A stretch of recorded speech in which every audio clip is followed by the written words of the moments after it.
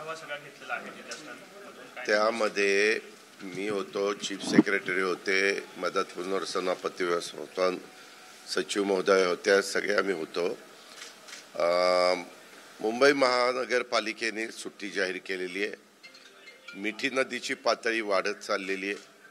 त्याच्यावर मिठी नदीच्या जिथं पातळी वाढती तिथल्या दोन्ही बाजूच्या नागरिकांना कसं सुरक्षित स्थळी नेता येईल तशा पद्धतीनं नियोजन चालू आहे. एकंदरीतच आत्ताच्या घडीला आपला पूर्णपणे मुंबई उपनगर, पालघर, ठाणे, त्याच्यानंतर खाली तुम्ही रत्नागिरी, हा सगळा भाग रेड अलर्ट दाखवलेला आहे. आता 12 वाजता पुन्हा नवीन त्यांचा रिपोर्ट येईल. दर 3 तासांनी ते रिपोर्ट देत आहेत हवामान खात्याची परिस्थिती काय राहणार आहे.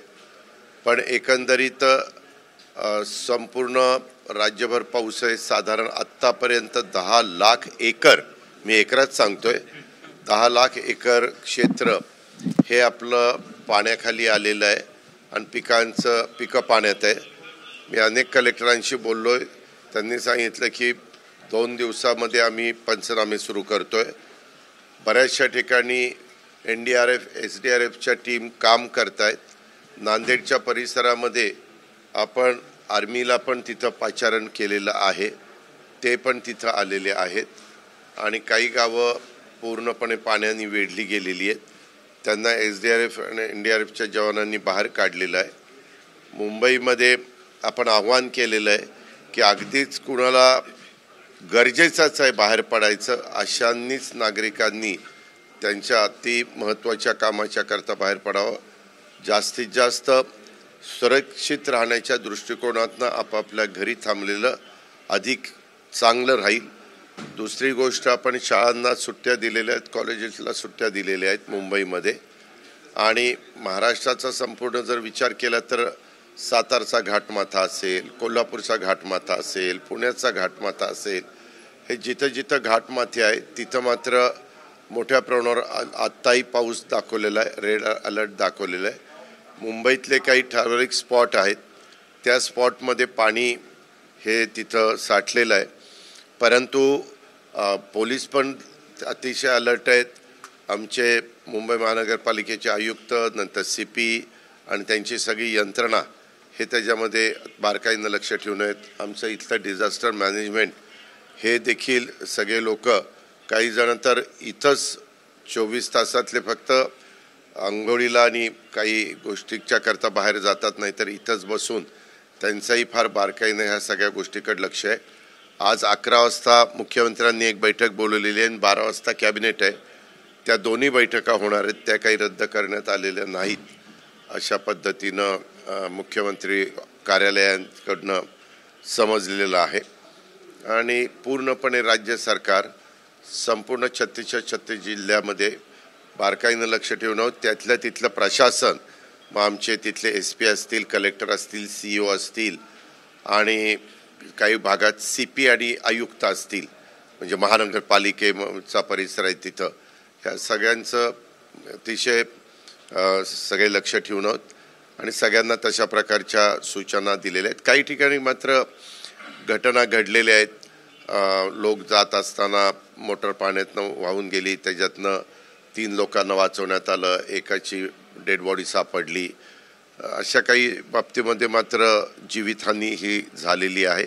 त्याचे पूर्ण आकडे 12 वाजेपर्यंत क्लिअर आपल्याकडे येतील. पण काही राज्यातल्या जिल्ह्यांच्यामध्ये जीवितहानी झालेली आहे आणि जनावरं वाहून गेलेली आहेत, काही बेपत्ता झालेली आहेत.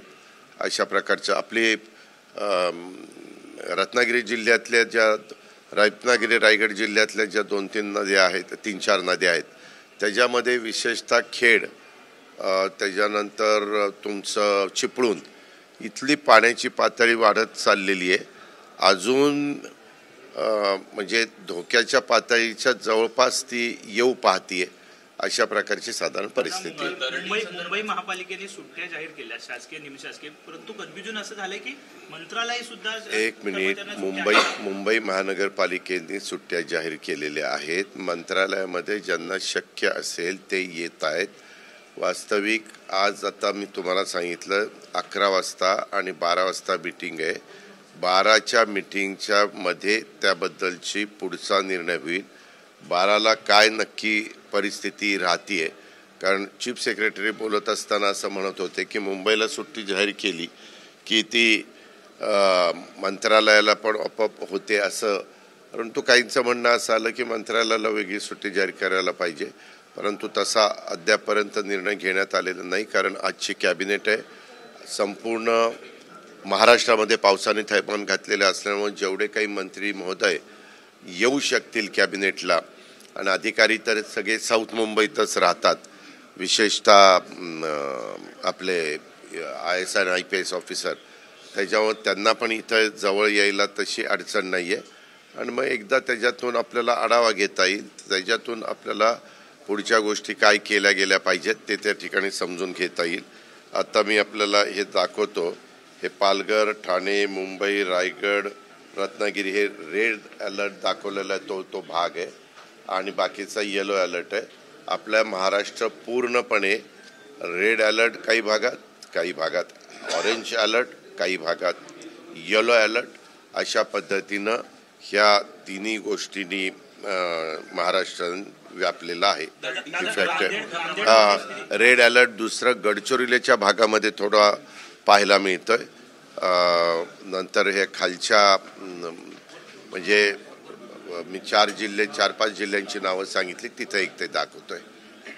नांदेडमध्ये रेस्क्यू ऑपरेशन खऱ्या अर्थानं सुरू झाले. काल रात्रीपर्यंत त्या गावांमध्ये पाणी होतं, अनेक लोक जे आहे ते अडकलेली होती. खऱ्या अर्थानं रेस्क्यू त्या ठिकाणी सुरू झाले. अत्यंत भयान अवस्था आहे. बरोबर आहे, म्हणूनच तिथं पूर्णपणे बोटीची व्यवस्था करून SDRF आणि NDRFचे जवान तिथं काम करतायत, आणि शिवाय आपण मिलिटरीला पण तिथं पाचारण केलेलं आहे. पूर्णपणे सगळेजण तिथं लक्ष ठेवून आहेत.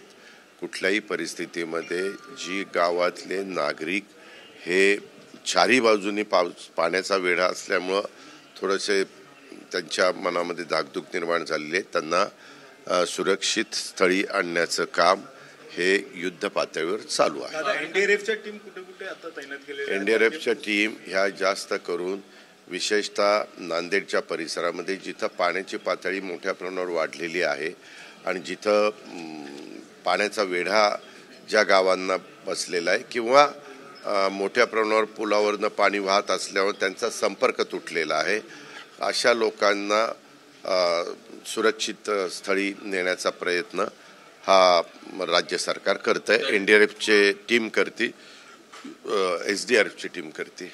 दरडी संदर्भात अनेकदा आपल्याला घटना घडताना पाहायला मिळतात. कोणते अद्यापर्यंत कुठेही तशा पद्धतीची घटना घडलेली नाही. मात्र आम्ही क्लिअर पाटबंधारे विभागाला म्हणजे जलसंपदा विभागाला सांगितलेलं आहे, कारण बहुतेक ठिकाणी धरणं ओव्हरफ्लो झालेली आहेत.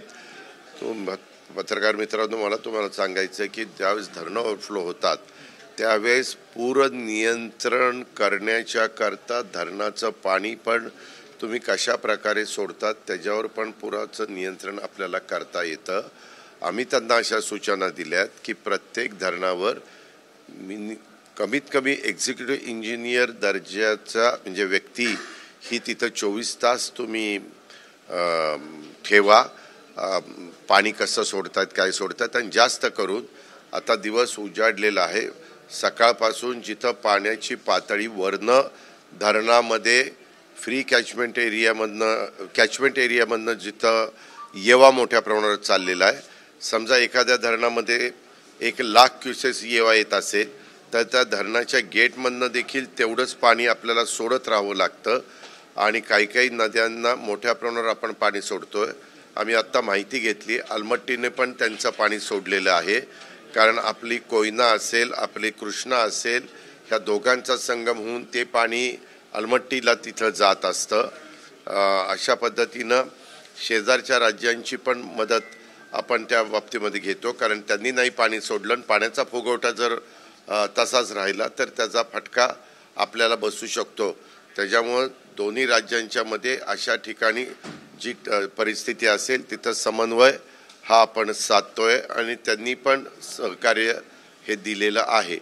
आता महाबळेश्वरच्याही परिसरात मोठ्या प्रमाणावर पाऊस असल्यामुळं तिथली जी काही धरणं आहेत, कोयना सकट कोयना असेल, कन्हेर असेल, आपला ढोम असेल, ह्या सगळ्या धरणाच्या संदर्भामध्ये देखील आपण पाणी सोडलंय. इव्हन वीरमधनं मोठ्या प्रमाणावर पाणी त्या बाबतीमध्ये सोडलेलं आहे. मी काही कलेक्टरांशी बोललो तर पुण्यापुरतं बोलायचं झालं तर पुण्यामध्ये परिस्थिती कंट्रोलमध्ये आहे. बीडमध्ये परिस्थिती मात्र परळी, माजलगाव ह्या भागामध्ये पाऊस जास्त पडलेला असल्यामुळं पिकं पाण्याखाली गेलेली आहेत आणि ते सगळ्याच बाबतीमध्ये जिथं जिथं ही परिस्थिती राज्यात झालेली आहे तिथं सूचना देण्यात आलेल्या आहेत. काल पण मुख्यमंत्री महोदयांनी आढावा ह्याच्याबद्दलचा घेतलेला होता.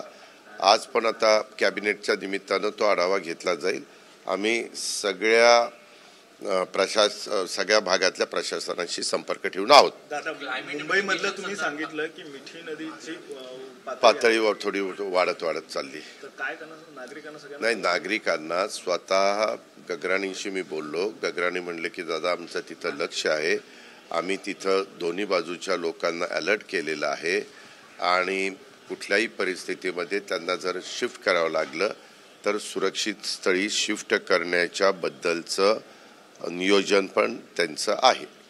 क्लायमेट मिटिगेशन संदर्भात आपण कुठेतरी काम करत नाही असं वाटतं का? कारण हवामान बदल मोठ्या प्रमाणात मी आपल्याला सांगू का, दरवर्षी तुम्ही बघताय ह्याच्या आधी पण आता आपत्ती व्यवस्थापनाचं इथलं जे काही आपण व्यवस्था केलेली आहे ती इतकी अत्याधुनिक केलेली आहे. तीच गोष्ट मुंबई महानगरपालिकेची आहे आणि अलीकडच्या काळामध्ये तुम्ही बघितलं तर आता सगळ्या नवीन टेक्नॉलॉजीचा वापर करून हवामान खातं असेल किंवा वेगवेगळे ह्या विभागाशी संबंधित यंत्रणा असेल, ते सगळेजण आपलं काम करतायत.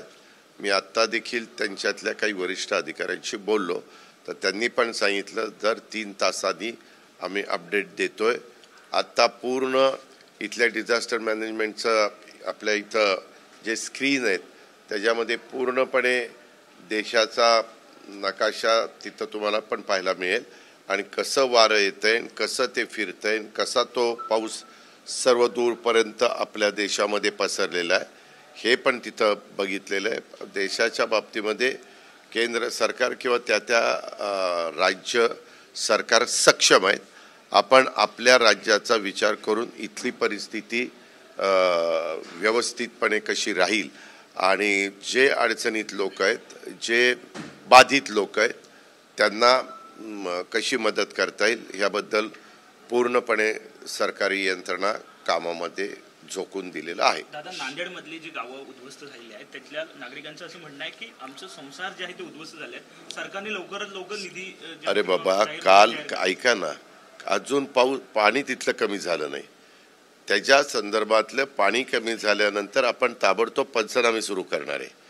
त्या संदर्भात आत्ता तातडीनं त्यांना जर त्यांचं धान्य वगैरे ओलं झालेलं असेल तर तिथल्या जेवणाची व्यवस्था, तिथं तातडीची जी काही आर्थिक मदत असते ती व्यवस्था, ह्या सगळ्या गोष्टीच्या सूचना दिलेल्या आहेत. आत्ता वाजलेत 10:30, 1.5 तासांनीच कॅबिनेट आहे. अजून काही महत्त्वाच्या बाबी ज्यावेळेस संपूर्ण कॅबिनेटच्या पुढं हे सगळं सादर केलं जाईल त्याच्यात मुख्यमंत्र्यांच्या अध्यक्षतेखाली अजून काही त्याच्यातले निर्णय एक मी सांगतो आपल्या मार्फत राज्यातल्या जनतेला, आपण अफवांच्यावर विश्वास ठेवू नका, घाबरून जाऊ नका. सगळीकडे बारकाईनं पोलीस यंत्रणेला, रेव्हेन्यूला, तिथल्या वेगवेगळ्या महानगरपालिकेच्या यंत्रणेला किंवा नगरपालिकेच्या यंत्रणेला, जिल्हा परिषदेच्या यंत्रणेला, ह्या सगळ्या वेगवेगळ्या यंत्रणांना आपण लक्ष ठेवायला सांगितलेलं आहे आणि हे सगळेजण लक्ष ठेवून आहेत एवढं मी अतिशय स्पष्टपणे आपल्याला सांगू इच्छितो. ह्या संदर्भामध्ये आत्ताच मी सांगितलं 1.5 तासांनीच बैठक आहे. युरियाच्या संदर्भामध्ये मागे जिथं तसं झालं तिथं आपण रेल्वे वॅगन पाठवण्याची लगेचच व्यवस्था केली. थोडंसं काही शेतकऱ्यांनी नॅनो युरिया पण वापरावा. लिक्विड जर खत वापरलं तर खताचा खर्च पण कमी येतो, परंतु अजून आपल्या शेतकऱ्यांना त्या लिक्विडची सवय नाही आणि विशेषतः जे ठिबकचा वापर करतात त्यांना त्यांच्या ठिबकमधनं लिक्विड जी काही खतं आहेत ते देणं जास्त सोपं जातं आणि त्याच्यामुळं आपण तर मुद्दाम काही भागात कार्यक्रम हातामध्ये घेतोय आणि जास्त शेतकऱ्यांना मदत कशी होईल आणि त्याच्यातनं लिक्विड ही खतं देखील शेतकरी कसे वापरायला सुरुवात करतील त्याच्यातून बचत पण होणार आहे आणि शेतकऱ्यांचा फायदा पण होणार. दादा, पश्चिम महाराष्ट्रामध्ये काही भागांमध्ये आता पूर येईल असं एक परिस्थिती आहे, कारण अनेक डॅममध्ये डिस्चार्ज मोठ्या प्रमाणामध्ये सुरू आहे. अजिबात नाही. लोकांमध्ये असं फार मोठ्या प्रमाणात मी तुम्हाला सांगतो ना, मी जिथं आपली धरणं आहेत, मी गुणाले म्हणून कार्यकारी एक्झिक्युटिव्ह डायरेक्टर आहेत, त्यांच्याशी पण बोललो, ते पण लक्ष ठेवून आहेत. आम्ही सगळ्यांना अशी ताकीद केलेली आहे की जी काही धरणं आहेत, उदाहरणार्थ चासकामान भरलं आहे, ही अशी प्रकारची वीर भरलं आहे, कोयना भरत आलेलं आहे, ही धरणं आहेत, अशी अनेक धरणं भरत आहेत. किंवा आपलं राधानगरी भरलं आहे, राधानगरी भरल्यानंतर ऑटोमॅटिक तिथली गेट हे होतात, उघडली जातात. अशा या सगळ्या धरणांच्यावर आमचं जलसंपदा विभाग आणि शासकीय यंत्रणा बारकाईनं लक्ष ठेवून आहे आणि कुठल्याही परिस्थितीमध्ये धरणाचं पाणी वरनं येणारा येवा किती आहे धरणात ते बघून आम्ही ज्यावेळेस सोडतोय त्यावेळेस नदीकाठच्या भागांना पण जिथं धोका उद्भवू शकतो त्यांना आम्ही मेसेजच्याद्वारे आणि वेगवेगळ्या यंत्रणेच्याद्वारे अलर्ट राहायला किंवा त्यांनी तिथं अतिशय बारकाईनं स्वतःचं संरक्षणाच्या दृष्टीनं खबरदारी घेण्याच्या सूचना आपण देतोय. कोणत्या भागांमध्ये आता सगळ्यात जास्त रेड सिच्युएशन दिसून येते तुम्हाला आता आढावा? मी मगाशी सांगितलं सागरजी, त्यामध्ये मुंबई, पालघर, ठाणे, रायगड, रत्नागिरी हा सगळा भाग आहे. इथं रेड अलर्ट सांगितलेला आहे आणि जे घाटमाथे आहेत, साताऱ्याचा घाटमाथा असेल, पुण्याचा घाटमाथा असेल, कोल्हापूरचा घाटमाथा असेल, ह्या सगळ्या घाटमाथ्यावर रेड अलर्ट सांगितलेला आहे. विदर्भामध्ये गडचिरोलीच्या भागामध्ये रेड अलर्ट सांगितलेला आहे. यवतमाळ जिल्ह्यामध्ये देखील चिखलदरा तिथं पण जवळच्या एका भागामध्ये रेड अलर्ट सांगितलेला आहे. मुंब्रा ठाण्याच्या परिसरामध्ये तिकडे एक रेड अलर्ट सांगितलेला आहे. अशा वेगवेगळ्या भागात रेड अलर्ट सांगितलेले आहेत. परंतु दर 3 तासांनी पुन्हा आपण रिपोर्ट घेतो. आता 10चे रिपोर्ट आलेले आहेत. पुन्हा 12च्या पुढे नवीन रिपोर्ट आल्यानंतर देखील त्याबद्दल कॅबिनेट झाल्यानंतर तुम्हाला माहिती देण्यात येईल. 2 दिवस म्हणजे अलर्ट सांगितले काही भागांमध्ये. मुळात यावेळेस पावसाचा ट्रेंड पाहिला तर अनेक भागांमध्ये पहिल्यांदा पाऊस खूप लवकर आला, नंतर गॅप पडला आणि आता एक सरसकट सगळीकडे पाऊस सुरू आहे. असा काही वेगळा ट्रेंड दिसतोय का आढावा घेतला? त्या संदर्भात शेवटी कमी दाबाचा पट्टा तयार झाल्यानंतर पाऊस तिथं येतो हे सत्य आहे आणि आजपर्यंतचा आपला सगळ्यांचा अनुभव आहे. त्याच्यामुळं ह्यावेळेस कसं झालं, जूनच्या नंतर पाऊस सुरू होतो, तो पाऊस मेमध्येच आला. मे महिन्यात तसा बऱ्याचशा भागामध्ये उन्हाची तीव्रता आपल्याला जाणवली नाही आणि त्याच्यानंतर पाऊस मेमध्ये पण आला, जूनमध्ये पण आला, पुन्हा जुलैमध्ये जरा गॅप बसला. 15 जून ते साधारण जुलैपर्यंत गॅप पडला. मी परवा जळगावला होतो. जळगाव, नंदुरबार, धुळ्याला पावसाची गरज होती, परंतु आता तिथेही पाऊस पडलेला आहे. परंतु काही ठिकाणी पिकाला जीवदान देणारा पाऊस झाला आणि काही ठिकाणी पाऊस जास्त झाला, तिथं मात्र पिकांचं नुकसान करणारा पाऊस झाला आहे. परंतु कृषी मंत्र्यांचं पण लक्ष आहे, मुख्यमंत्र्यांचं लक्ष आहे, आम्ही दोन्ही उपमुख्यमंत्री सगळ्या मंत्री महोदयांचं ज्या त्या ठिकाणी पालकमंत्री यांना त्यांनी लक्ष आहे आणि आम्ही प्रशासनाला क्लिअर सूचना दिल्या, ज्यावेळेस तुम्हाला व्यवस्थितपणे जाऊन बाहेर पडता येईल आणि पंचनामे सुरू करता येईल, थोडासा चिखलात न जाता त्याच्यातनं लगेचच पंचनामे सुरू करा आणि ज्यांचं अतोनात नुकसान झालेलं आहे त्याला सरकार निश्चितपणे सरकार त्याच्या पाठीशी आहे आणि सरकार त्याबद्दल निश्चितपणे योग्य निर्णय घेईल.